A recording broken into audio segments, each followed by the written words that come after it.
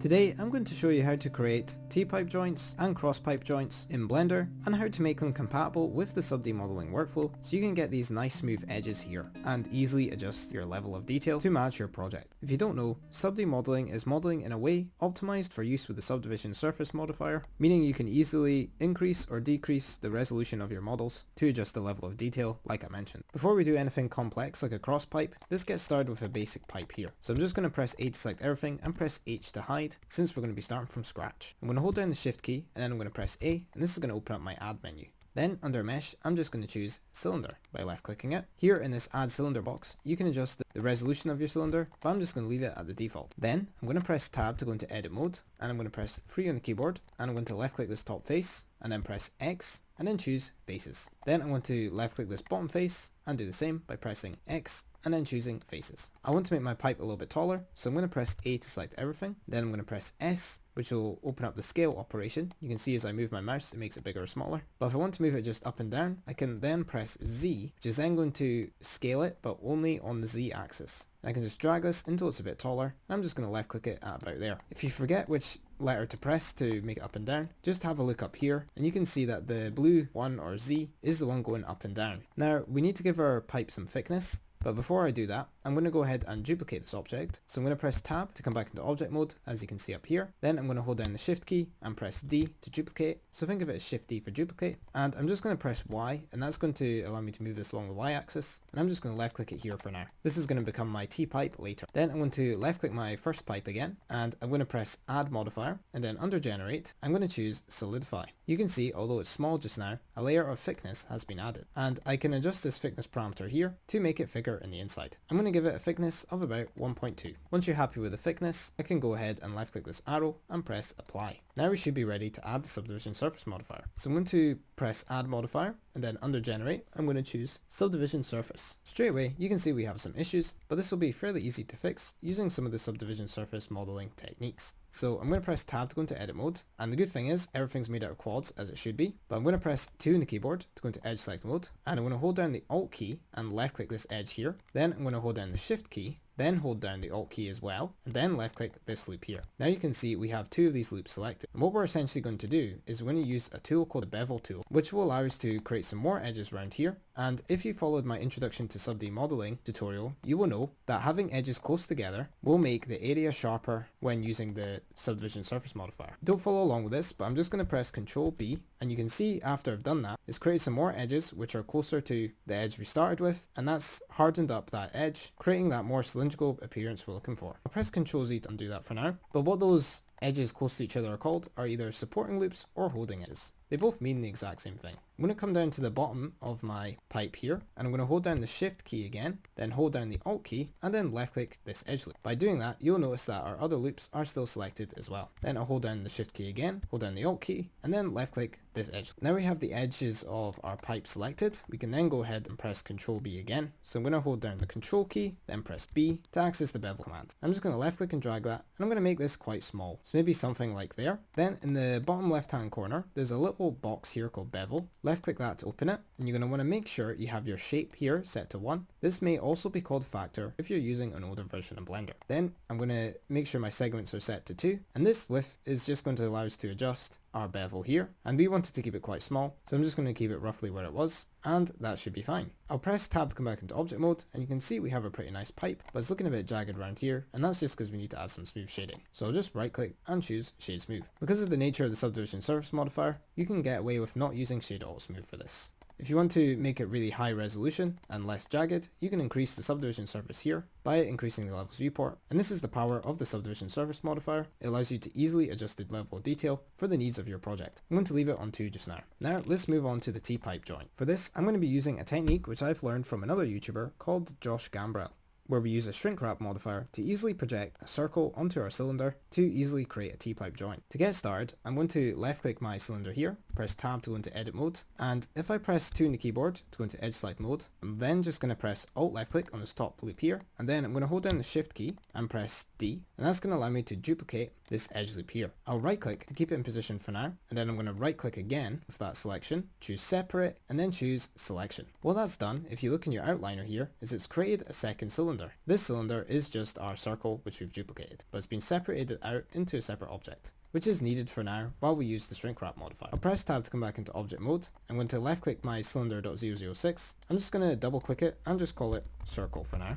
And if I press G, you can see move this around. You'll notice though, there's a little white dot at the bottom, and that's because we duplicated it from this pipe here, which had an origin in the center of it. But we want to make our white origin point here in the center of our circle. To do that, it's really simple. With your object selected, just right click, choose set origin, and choose origin to geometry. You can see that's moved that dot to the center, and the reason I've done that is because if I press R, it will now rotate around the center of the circle, whereas if I press Ctrl Z to undo that change and press R, you can see it's going to rotate that way instead. I'll hold down Ctrl and then press Shift and then press Z to redo that change. And I'm going to press G to grab and then Y to move it along this Y axis and just pull out to here, and I'm just going to left click to save it. Then I'm going to be projecting it onto the cylinder here, so I'm just going to press R, which is going to enable rotation mode. Then if I press X, it's then going to make it so it's only rotating on this red line or X axis, which you can see in the top right hand corner that the red is identified as X. Then on my keyboard I'm going to press 9 and then 0, and that's just going to rotate it 90 degrees. Then I can just left click to save that change. Now we want to move our circle down so it's in the center. So I'm going to left click this X symbol here to go into side view, and then I can just press G to grab and then Z to lock our movement to the Z axis. I'm just going to pull it down so it lines up with this green line. If you want to get it absolutely perfect, you can notice my 3D cursor here is in the center of the world, and it's also in the center of our object. So what I can do is I can left click my circle, press Shift S, and choose selection to cursor, and now when I press G to grab it and then Y to move along the Y axis, you can see it's aligned to the center here. Alright, we've now got our circle in position. Now let's go ahead and shrink wrap this onto our object so we can turn it into a T-pipe. I'm not going to adjust the size of my circle here, as I want it to be the same size as the rest of our pipe, but you can do this using a smaller circle as well. With my circle selected, I'm going to left click add modifier. Then in the search bar, I'm just going to search for shrink wrap. I'll left click that, and then here you can see we have an option called target. Think of this as the shrink wrap's object that is going to be wrapping around. So I'm going to left click the eyedropper and then choose the cylinder, and now you'll notice that the circle is wrapping around the cylinder. It's looking a bit weird though, so to fix that, I'm just going to change it from near surface point, project. Nothing will happen straight away. The first thing we need to do is we need to apply the rotation, as if you remember, we rotated this 90 degrees on the X axis, and we want to make this so it's the default rotation. So I'll hold down the Control key and press A, and that's going to open the apply menu. Then I'm just going to left click rotation. Then on my settings here, I'm just going to turn on Y. As you can see, it's this green Y axis that we're projecting it across. I'll keep it on positive, and now we should be ready to go. To start off, we're going to need to apply this shrink wrap. So I'm going to left click this arrow here and then choose apply. Now you'll notice that our circle is just like this by default if I press tab to go into edit mode. But we need to join this circle to our pipe so we can actually join them together in edit mode. So with my circle selected, hold down the shift key and left click my pipe in object mode. Notice how the pipe is selected second, as I want to join it to the pipe. Then I can hold down the Control key and press J to access the join command. Think of it as Control J for join. Now all of these are one object, so I can just left click my pipe and press tab to edit mode. And now you can see our circle has been added, but it's not actually connected. You'll notice, for example, if I left click this edge and press G, there's no sign of these things being connected yet. That's perfectly normal. First thing I'm going to do is press 1 to go into vertex select mode. This is going to allow me to easier see our points so we can connect them a bit easier. The first thing we're going to want to connect our joint across is this middle line here. So I'm going to hold down the Control key, press R, and this is going to allow me to create a loop. I'll then left click, and since it's already in the center, I'm just going to right click to keep it there. Then I want to create some edges at the top of our circle here and the bottom. To do that, we can use bevel command again in a different way this time. So I'm going to hold down the Control key and then press B to bevel, and now you can see that it's creating another 2 edges, and I just want to make them a little bit higher than our circle. I'll left click it there, and now you can see we've got some edges on top as well. So you might be wondering why I'm doing this. Well, we just need these edges in order to allow everything to connect together nicely. And it will also mean that things will work a little bit better with the subdivision surface modifier, as this edge here will be close to this edge here, which will create a smooth transition that isn't too smooth that it looks weird. Awesome. You can see that if I was to connect these together, it would create some nice quads here. But in order to join these together, we're going to need to first delete these old faces. So to get started, I'm going to left click this face here, and we could just select all these faces manually, but instead I'm just going to hold down Control and then Shift left click this one here, and you can see that's going to select that entire area of faces, and I can just keep going like this. So I'll press Control, then hold down Shift, and then left click here, and that's just going to keep selecting this. The reason I didn't do it on a oneer is sometimes it might create the wrong kind of selection we're going for, so I just do it in smaller increments like this. So again, I'll hold down the Control key, hold down the Shift key, and then left click here. And then I'll just shift left click these two faces here, so everything is selected. Notice how I've gone one face over from where the circle ends. Then I'm going to press X and choose faces. And then I'm going to press 1 on the keyboard to go back into vertex select. Awesome. Now we have all of those old faces deleted, we can go ahead and fill in the rest of the gaps. I'll start off by left clicking this vertex here, and then I'm going to hold down the Shift key, left click this vertex here, and I can just shift left click these vertices here so they're all selected. Then when I press the F key, that's going to fill that in, creating a face here. We can also do this for the top, so I'll left click this vertex here. And another thing you can do is you can hold down the Control key and left click this one here. And that's going to select all these vertices in a row. Then I'll just shift left click this vertex here, and then I can just press F to fill. Next up, we're going to do the same thing. I'm just going to left click this vertex here. I'll press Control left click to select these vertices. Then I'll press Shift left click to select this vertex as well. Then I'm just going to press F. Now it gets a little bit easier. I can just press 2 on the keyboard and I can select this edge here. And since we've given Blender enough information to kind of understand what we're doing, we can just press the F key and it's going to start filling in all of these faces like this, which is going to save us a lot of time. Once we get to the end here and I press F again, you can see it's going to struggle to calculate, but that's fine. We can just fill it in manually again. So hold down the Control key and press Z, and then I'm going to press 1 on the keyboard again, and then I'm going to shift left click this vertex here, and then shift left click this vertex here, and press F. Then I'm going to do the same on the bottom. So I'll left click this vertex here, Control left click this vertex here to select the row, and then I'll shift left click this vertex here to complete 4 vertices. Then I'll press F and we have another nice quad. Then one more time, just left click this vertex here, Control left click this vertex here to select these in a row, and then shift left click this vertex here. So we have all 4 vertices selected for our quad, and I can just go ahead and press F. Then I'll press 2 on the keyboard again, left click this edge here, and I'm just going to press F until I filled in all of these faces like that. Awesome. Now you can start to see where our T-pipe joint is going to come from. So I'm just going to press Ctrl S to save, and then I'm just going to go ahead and press 2 on the keyboard, and I'll press Alt left click on this edge here, and that's going to select this entire bit here. And now all I need to do to get my T-pipe joint is I'm just going to press E and then Y. E will use the extrude key, which is just going to pull out faces like this, and Y is just going to lock it to this green line. Once I'm happy with the length, I can go ahead and just left click, and now if I want to flatten off this edge here, I can press the S key, which is going to allow me to change the size or scale, and if I press Y to lock it to the Y axis, you can see I can start to make this a little bit flatter. But if you want to make it perfectly flat, you can just type in the number 0, and that's going to completely flatten it out, and I'll just left click to save that. Awesome, that's just got our T-pipe joint. Before we go ahead and optimize it for the subdivision surface, I'm going to duplicate it so we can make the cross pipe later. So I'm going to hold down the Shift key and then press D in object mode, and that's going to allow me to duplicate my T-pipe joint like this. And then I'm just going to press the G key for grab and then Y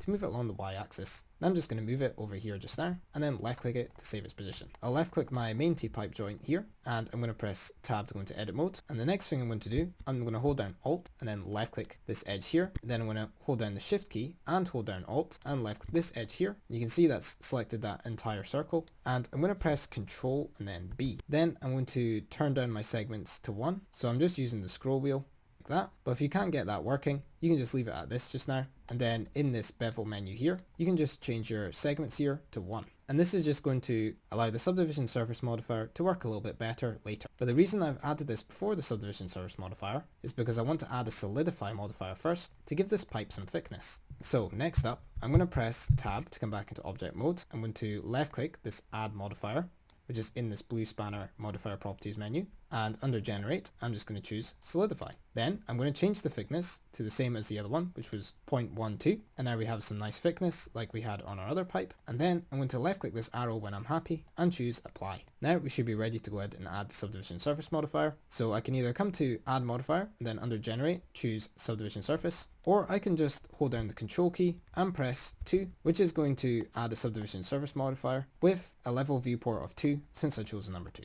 Then to get rid of all this jaggedness, I'm just going to right click and choose Shade Smooth. And now we're almost done. We just need to add some holding edges around the edges of our pipe ends in order to sharpen up at the top, bottom and side. So I'm going to press Tab to go into edit mode, 2 to go into edge select mode, and then going to hold down the Alt key and left click this loop here. Then I'll hold down the Shift key, hold down the Alt key and left click this loop here as well. Then I'm going to come to the side, I'm going to hold down the Shift key again and the Alt key again and left click here. And I'm just going to do the same thing again. So hold down Shift, hold down Alt and left click, and then I'll do the same for the bottom. So hold down Shift, hold down Alt, then left click, and I can keep those held and I can just left click again. And now we have all of those loops we're needing selected. I'm just going to hold down the Control key and press B. Then I'm going to create quite a small bevel, maybe at around here, and then I'm going to come to my bevel menu, change my segments to 2, and make sure my shape is set to 1, or it might also be called factor if you're using an old version of Blender. Alright, once you're happy with that, you can press Tab to come back to object mode, and you can see we have a nice T-pipe joint which is optimized for subdivision surface. Notice how I can increase my levels viewport to increase detail,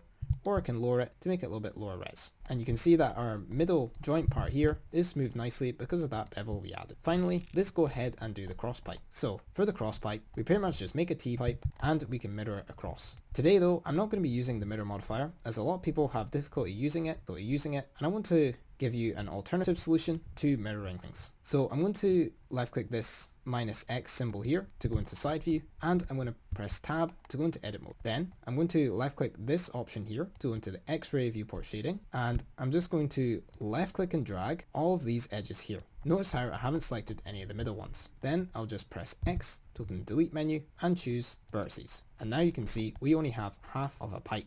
All that's needed of me next is I'm going to press A, still in edit mode, and I'm going to hold down the Shift key and then press the D key to duplicate it in edit mode. I'll left click to save my duplication, and then I'll press G and then Y just to move it along. And then I'm going to need to rotate it, so I'm going to press R, then I'm going to choose Z, and then I'm going to choose 180, and then I'm just going to type in 180 to rotate it 180 degrees. Awesome. Now we have a duplicated pipe part, which if I move around you can see is in line, but we need to line it up in the center here. To do that, I'll left click this X button to go back into the side view, and I'm just going to press G and then Y, and you'll notice it's going to be quite difficult for me to line this up perfectly. So we're going to use the snapping tool. So I'll come up to the top here and you can see there's a little magnet. I'm going to left click this drop down beside it, which is going to open up our magnet button settings. I'm going to make sure my snap base is set to closest, and then I'm going to choose vertex. Closest will just make it so it snaps to the closest vertex to us, and vertex we'll just make sure we're snapping to vertices instead of faces or edges. Then I can just left click this magnet to turn it on, and I'll press G and then Y, and you can see I can snap it to here quite easily. Once it's snapped like that, indicated by the white box, I can just left click to save its position. If I press Tab to come back into object mode, and then left click this button here to go back into solid mode, it looks like our cross pipe joint is complete. But one thing you'll notice, if I press Tab into edit mode and press 1 to go into vertex select mode, if I select one of these vertices and press G, you can see these aren't actually connected. As for example, if I select this vertex here, I'm just going to turn off this snapping mode by turning off the magnet, and I press G, you can see that these things are connected. So how can we connect this in the middle? To do that, we're just going to press A to select everything, and then I'm going to press M, which is going to open up this menu called the merge menu. And then I'm just going to choose by distance. And since they're overlapping each other, it's going to merge all these together. And if I select this vertex now and press G, you can notice everything is now connected. Now let's go ahead and optimize this for the subdivision surface modifier. So first of all, I'm going to press 2 in the keyboard, and I'm going to hold down the Alt key and left click this one here. Then I'll hold down the Shift key and the Alt key, and I'm just going to left click all of these as well. So we have this entire cross section selected. Then just like I done for the T-pipe joint, I'm going to hold down the Control key and press B to create a bevel, and I'm maybe just going to make it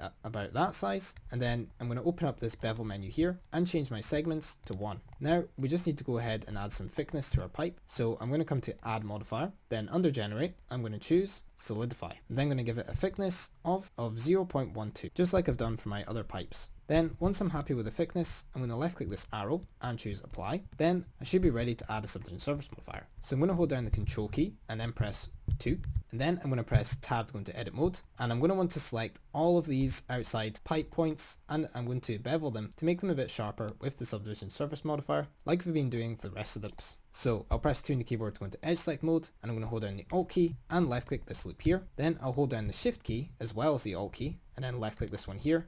Then I'm going to move to this joint here. I'm going to hold down the Shift key, down the Alt key, left click this one and left click this one. Then I'll come to the bottom hold down the Shift key, hold down the Alt key, and then left click this one and this one. Finally, we'll do this one on the other side. So I'm going to hold down the Shift key, hold down the Alt key, left click this loop here, and then left click this loop here. And now all I need to do is hold down the Control key, then press the B key to activate the bevel. I'm just going to create a nice small bevel, maybe like this. Then in my bevel settings, I'm going to change my segments to 2, and I'm going to change my shape to 1 or factor to 1 if you're using an older version of Blender. And now we should have a nice supporting loop set up to create some sharper edges at the top, bottom and sides. I'll press tab to come back into object mode, and the last thing we need to do for our cross pipe is add some smooth shading. As you can see, it's a bit jagged around here, so I'm just going to right click and choose shade smooth. And now that's us gone ahead and created 3 different types of pipe joints with the SubD modeling workflow. Pipes are simple once you get the hang of it, so if you want to learn more about SubD modeling, I highly recommend checking out this playlist here for some more tips. Apart from that though, I'd like to thank you so much for watching, and I'll see you in the next video. Take care.